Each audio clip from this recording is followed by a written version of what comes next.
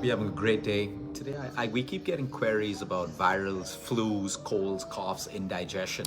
Today, I want to explain to you a particular spice. You can buy this in any country in the world. You would have come across this spice, and if you use it the right way, I'm going to teach you how to brew a very simple herbal tea. And if you're allergic to the spice, just don't have it. But if you can, the next time you feel you're coming up with a cold or a cough or a viral or a flu, you want to try this.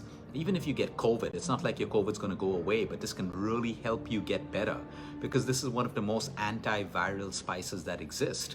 In fact, the extract of the spice is used by pharmaceutical companies for a very common drug called Tamiflu, which is used for flus. The spice that I'm talking about is shikimic acid. It's found in a spice called a star anise. The star anise, that's S-T-A-R, like the star, and A-N-I-S-E. Now, the star anise is a spice that's found all over the world. I mean, it may not grow in your particular place, but it's imported because it's used in a lot of cuisines. It's used in cooking. Shikimic acid is extracted from this particular spice and used in Tamiflu. Well, here's how you can use it. While of course you should never ignore your symptoms, you must seek medical help when required, all you need is one star anise. And then you take it and you boil it in water. You can make your own herbal concoction. You can boil it in water. Now, what I like to do when I'm boiling the star anise is add a little bit of ginger. I can add ginger powder or I can add fresh ginger. I chop a 1-inch piece of ginger and I add it to the concoction while it's boiling. I can also add a little bit of clove powder. I can add a little bit of cinnamon powder for taste, but also because it's anti-inflammatory. And whenever we have a viral or a cold or a cough, there's inflammation in the body. Now, by adding the ginger and adding the clove, it can also help you to break down mucus. So when we have a viral or a cold or a cough, we have a stuffy nose, or our kids have stuffy noses, it's uncomfortable. You think you have a headache. You know, you keep trying to pop your ears all the time because it's filled with mucus, your nose especially. So by adding these spices to the star anise, you boil it for about 5 minutes, reduce it to about half, and then you sip on it warm. You can have it in the morning, you can have it in the afternoon, you can have it at night. It's also great for indigestion.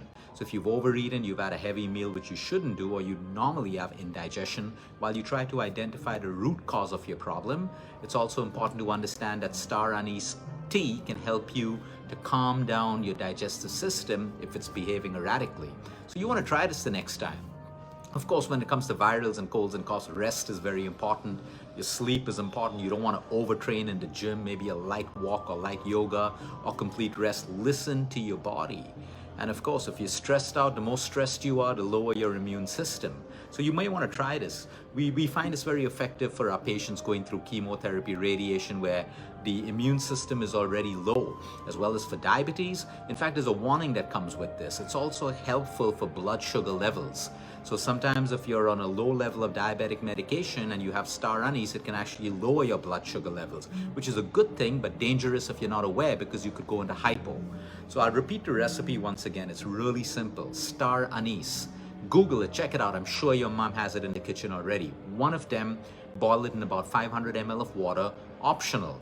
Ginger powder or fresh ginger, a few slivers of that, a pinch of clove powder, a pinch of cinnamon powder, that's up to you to make it more anti-inflammatory, and reduce it to half and sip warm. You can do it once, twice, or 3 times in a day. Even kids over the age of 5 and 6 can have it. Like I always say, if it suits you, do it.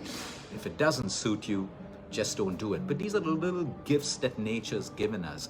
Am I telling you that this is going to take away your complete cold and cough and flu? Yes, it may, but it doesn't have to. Sometimes you still need medication and you still need to change your lifestyle. Have a great day, everyone. Until next time, eat smart, move more, sleep right, breathe deep, and remember, you care is all about you.